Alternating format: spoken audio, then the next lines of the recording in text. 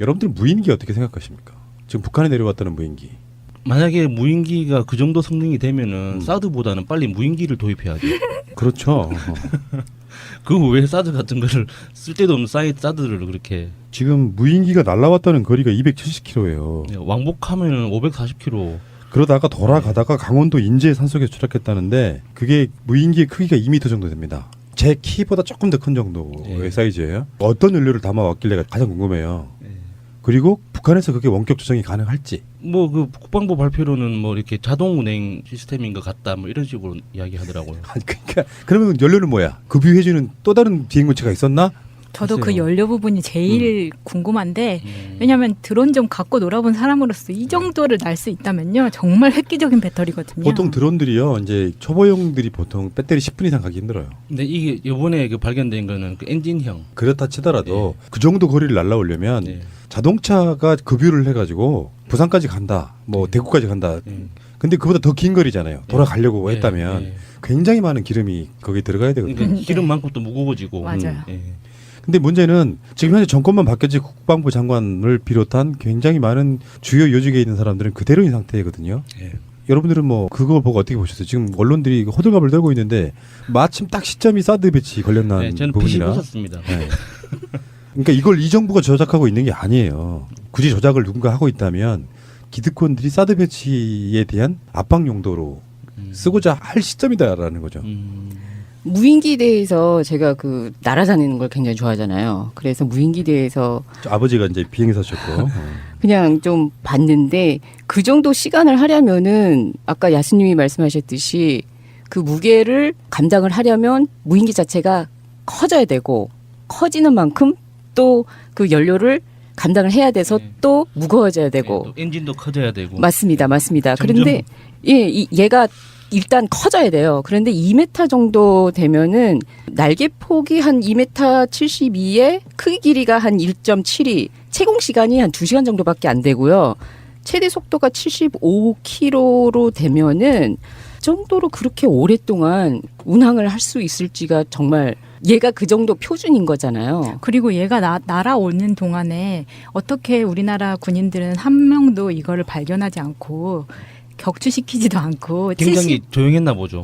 속도가 75면 그렇게 빠르지도 않고 크기가 2m 이상이면 작은 것도 아니고 얘가 그렇게 높이 뜨지도 않을 거란 말이에요. 그리고 예를 들어서 뭐 성주에서 무인기가 이렇게 떴다라든지 뭐 하면은 그걸 바로 쏴내리는 그 구역인데 지금 그러고 있는 상태인데 지금 성주에서요 그 촬영용 그러니까 보도용으로 드론을 띄웠다가 그 드론을 맞추려고 청송까지 났던 게 바로 성주의 현재 모습이에요. 네. 그런데 지금 같은 시간대 안에 타임프레임 안에 얘가 와서 거기에 나온 사진이 한 400 몇 장 중에 사드를 찍은 게 한 10몇 장밖에는 안 된다고는 하지만 찍는 시간이나 뭐 얘가 얘네 드론인지 무슨 그 촬영용 드론인지 알게 뭐야. 하나는 쏴내리고 하나는 그냥 몰랐다는 것 자체도 조금 이상하지 않아요? 그러니까 사드가 생긴 거나 스펙이나 이런 재원들은 다 검색하면 다 나오잖아요.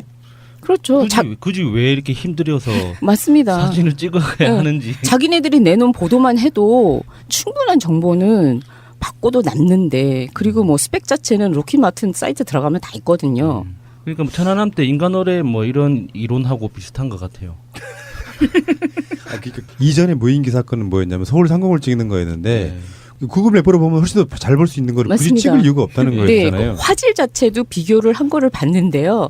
위성서 찍은 거와 무인기에서 찍은 거하고는 그냥 비교를 할 이유도 없을 정도로 화질도 나쁜데 굳이 그 타이틀 북한 무인기를 이렇게 달고 난 다음에 이런 공포를 조성을 한다는 것 자체가 정말 웃겼어요. 근데 다들 사진 보셨겠지만 제가 만들어도 이것보단 디자인을 잘했을 것 같은데 너무 허접해요. 좀 부끄러워 좀 보고 있으면 좀. 이건 정말 우리 그 옛날에 키트가 있었어요. 네. 우리 아빠하고 저하고 거진 1년 동안에 얘를 갈고 닦고 막 해가지고 만드는 그 리모트 컨트롤러 드론이 네, 아니고 네, 리모트 네. 컨트롤러 하는 비행기 있잖아요. 네. 걔보다도 더 후지더라고요.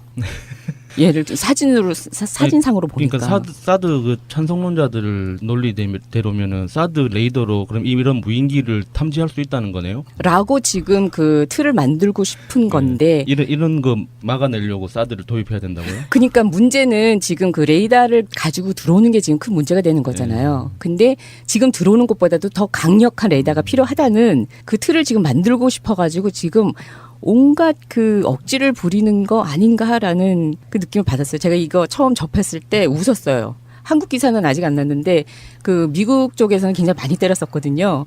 그래가지고 아 진짜 놀고 있네. 그러니까 국방부가 저번에 무인기 사건 났을 때 쉴드 쳤던 게 있어요. 북한과 맞다고 쉴드를 치는 거야. 네. 마치 북한 대변인들처럼 네. 북한의 무인기 기술을 엄청나게 자랑해줘야 되는 것처럼 그때 나왔던 여러 가지 이야기들 중에는 이런 게 있습니다. 시속 100에서 120km 정도 날아갈 수 있는데 최대한 그 사람들의 쉴드를 받아들인다고 쳐도 최대한 날아갈 수 있는 거리가 220km 정도 돼요. 그러니까 지금 아까 말한 것처럼 북한 최전방에서 성주까지 270km예요. 네, 편도로. 네. 편도. 그러니까 합치면은 500km가 넘는 거잖아요. 맞습니다. 다수의 전문가들은 그런 얘기를 하고 있는 거예요. 다른 걸 떠나서 그 무인기 그 용량으로 어떤 연료를 담았는지 모르지만 200km 정도 이상 날아갈 수 있는 기술은 이 지구상에 존재하지 않는다. 만약에 그런 기술이 북한이 가지고 있으면 우리는 빨리 항복해야 돼요. 잘못했다고 그냥. 아니 그런데 저는 굉장히 불편했던 게 한국 기사들이 다 이렇게 보면은요 북한을 이럴 때마다 정말 신격화를 만들어 주는 거예요. 거의 뭐 신의 기술 수준으로 만들어 놓고 이거는 2014년도 기사인데요. 그때도 이미 국방부가 이 발표에서 가장 큰 근거로 삼는 것은 이 무인기는 GPS로 한다는 거예요. 그 기술이 벌써 북한은 가지고 있고 이 사람들이 이만큼이나 앞서 왔다는 것을 계속 때리고 있고 이번 2017년도에서도 그때도 이랬는데 지금은 얼마나 더 많이 발전을 했겠니? 그러면은 지금까지 나온 거에 종합을 하면 네. 270km를 지가 혼자 정확하게 그 지점까지 날아가서 명령 수령 데이터를 네, 가지고 그리고 나서 성주에 있는 사드 골프장을 찍고 다시 돌아가다가 무슨 이유에서인지 강원도 인제에서 추락했다. 어랄라. 네. 네. 피곤했나 봐요. 근데 잘 보면 그러는 거 있잖아요. 이제 국회에서 계셨던 분이 옆에 있기 때문에 일반인들의 음모론이 어쩔 땐 좀 황당해 보일 때도 있겠지만 네. 대부분 다 이런 것들은 다 합리적 추정인 근거에 의해서 이야기를 하는 거잖아요. 네. 그러니까 국회에서도 보면 이런 어떤 특히나 이제 북풍 관련한 이런 어떤 조작으로 의심되는 사건들이 발생하면 그런 것들이 이제 사회적 이슈가 되면 국회의 보좌관들이나 국회의원실 반응은 주로 어때요? 황당하죠. 근데 왜 말을 안 해? 기자회견을 해갖고 알려야지 사람들한테. 그 전문성이라는 게 우리가 이제 그 누군가가 저 사람이 전문가다 국방위원회에 소속돼 있는 국회의원이니까 국방 문제에 대해서 전문가다 이렇게 생각을 하는데 실제로는 전문가가 아니잖아요. 당사자들이 알거든요. 그러니까 자기가 어디까지 이 그 발언했을 때 팩트를 어디까지 자기 스스로를 신뢰할 수 있는지 확신이 없을 때는 그냥 직관적으로 아 이거는 말이 안 돼라는 그 이상으로는 이야기하기 힘들어요. 그래서 그런 그 정보를 뭐 기관에서 제출을 하는 것도 아니고. 알겠습니다. 다른 건 몰라도 우리가 합리적으로 의심할 수 있잖아요. 국방부는 또 네. 열심히 쉴드를 칩니다. 왜냐하면 북한 것이 확실히 해야 되거든요. 마치 저는 그런 게 생각해요. 그 기술은 천안함을 폭파시킨 직접 맞추지 않고 바로 밑에서 폭발을 해서 물의 압력, 버블로 천안함을 쪼개는 것과 똑같은 정도의 대단히 훌륭한 기술이라고 보고요. 빨리 북한에 사람을 파견해서 그런 기술들을 우리가 좀 가져와야 되지 않을까. 그렇죠. 이게 배울 게 너무 많아요. 이게 해킹 기술도 배워야 되고, 그렇지. 무인기 기술도 배워야 되고, 버블제트도 배워야 되고. 맞습니다. 핵무기 개발하는 것도 배워야 되고. 뭐 배는 이번 뽀수는데 거기에는 형광등은 멀쩡할 수 있다는 그런 기술은 정말 배워야죠. 조선일보의 인간어뢰 그건 참 히트했다. 아 진짜 히트야. 사람이 요리를 타고 가서 배를 받아버린 뭐 그런 기술이었고요. 그리고 이제 지금도 기억이 좀 원뜻 나는 것 중에 하나가 아래 한글 폰트로 북한 무인기라고 해서 거기에 그 기종의 개요가 적혀져 있는 그 표딱지 이런 게 있어요. 라벨 같은 게. 그게 근데 거기 아래 한글로 인쇄가 돼 있는 의혹도 제기하고 막 그랬었는데. 마치 1번과 같은 거네요. 그렇죠. 1번과 같은 거죠. 국방부 사람들 참 시대가 어느 시대인데 애쓴다. 다른 걸 떠나가지고요. 그 기술적인 건 떠나가지고 시점에 있어서 사드 배치가 굉장히 좀 어떻게 보면 지금 당장 배치되는 것까지는 어려워진 상황에 사드 배치 초반, 그러니까 지금 다시 형성되고 있는 여론이 있잖아요. 환경영향평가에 보고 누락이긴 해서 이 초반에 뭔가 분위기를 잡으려고 하시는 분들의 아주 훌륭한 업적이 아닌가 싶고요. 저는 제 개인적으로는 그 무인기 자체는 북한에서 왔을 가능성이 있습니다. 멀리 가지 못하고 전방 어디인가 떨어져 있는 것을 회수해가지고 그것을 다른 용도로 쓰고 계시는 분들이 있지 않는가라고 생각을 해보는 거죠. 국방부나 이런 육해 공군에 가면은 북한이 쓰다가 놓고 갔거나 떨어뜨렸거나 분실했거나 하는 것들 꽤 많이 갖고 있어요. 그런 것들 왜 어떤 특정 부대 창고에 가면은 북한에서 날렸던 무인기 같은 거 수도 없이 많이 아마 보관돼 있을 거라고 생각이 들어요. 그런 것들이죠 뭐. 문재인 정부에서는 안 통한다. 우리가 그들이 뭔가 조작들을 했지만 팟캐스트 같은 것들을 통해 가지고 그 음모론 비슷한 걸 제기하면서 욕도 많이 처먹으면서도 네. 끝까지 우리는 인정할 수 없는 거 있잖아요. 무인기가 성주를 찍고 다시 돌아가다가 휴전선 근방에서 아쉽게도 고지를 앞에 남겨놓고 떨어지는 그 불행한 사태를 어떻게 이해할 수 있겠어요.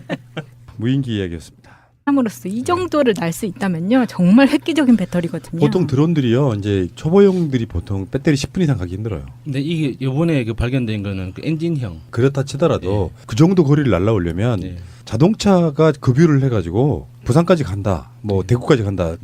근데 그보다 더 긴 거리잖아요. 돌아가려고 네. 했다면 네. 굉장히 많은 기름이 거기에 들어가야 되거든요. 그러니까 기름만큼 또 무거워지고. 맞아요. 예.